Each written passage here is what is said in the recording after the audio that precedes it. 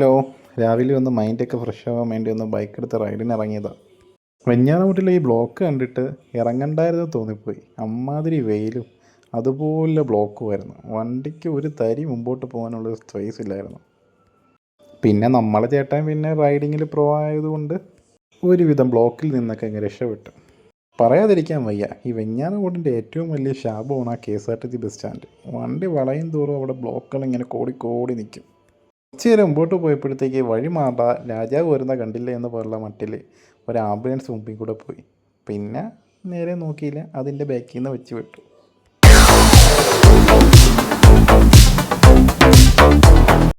ബ്ലോക്കിൽ പെട്ടതിൻ്റെ ക്ഷീണം മാറാൻ വേണ്ടിയിട്ട് നമ്മളൊരു കരിമ്പിൻ ജ്യൂസ് കുടിക്കാൻ വേണ്ടിയിട്ട് വഴിയോരത്തുള്ളൊരു കരിമ്പിൻ ജ്യൂസ് കടയിൽ നിർത്തിയായിരുന്നു. ആദ്യം അതിൻ്റെ വിലയൊക്കെ തിരക്കിയിട്ട് നമ്മളൊരു 2 കരിമ്പിൻ ജ്യൂസ് ഓർഡർ ചെയ്തായിരുന്നു. അങ്ങനെ ചേട്ടൻ കരിമ്പിൻ ജ്യൂസ് ഉണ്ടാക്കുന്ന രീതിയാണ് ഈ കാണുന്നത്. ബംഗാളി ചേട്ടൻ തിരിച്ചും മറിച്ചൊക്കെ ഇട്ട് മാക്സിമം അതിൻ്റെ ജ്യൂസ് എടുത്തു. അപ്പോൾ ഇതിലായിരുന്നു ഒരു ജ്യൂസിന്. അത്യാവശ്യം നല്ല ടേസ്റ്റി ആയിരുന്നു. എനിക്കറിയത്തില്ല, എൻ്റെ ഫസ്റ്റ് ടൈമുള്ളൊരു അനുഭവമായിരുന്നു. ടേസ്റ്റ് വൈസ് ചെയ്ത് നോക്കുകയാണെന്നുണ്ടെങ്കിൽ കുഴപ്പമില്ലായിരുന്നു. 30 രൂപയ്ക്ക് അത് വർത്തായിരുന്നു. പിന്നെ ഓരോരുത്തർക്കും ഓരോ ടേസ്റ്റ് ആയിരിക്കുമല്ലോ. നിങ്ങളിൽ ആരെങ്കിലും എന്നെപ്പോലെ ഇതുപോലെ കരിമീൻ ജ്യൂസ് ടേസ്റ്റ് ചെയ്ത് നോക്കിയിട്ടില്ലെങ്കിൽ ഒരു തവണയെങ്കിലും അത് മേടിച്ച് കുടിച്ച് നോക്കണം. പിന്നെ ഹൈജീൻ്റെ കേസ് പറയണമെന്നുണ്ടെങ്കിൽ കുഴപ്പമില്ല. മേടിച്ച് മോന്തിയിട്ട് നമ്മൾ നേരെ വീട് പിടിച്ചു.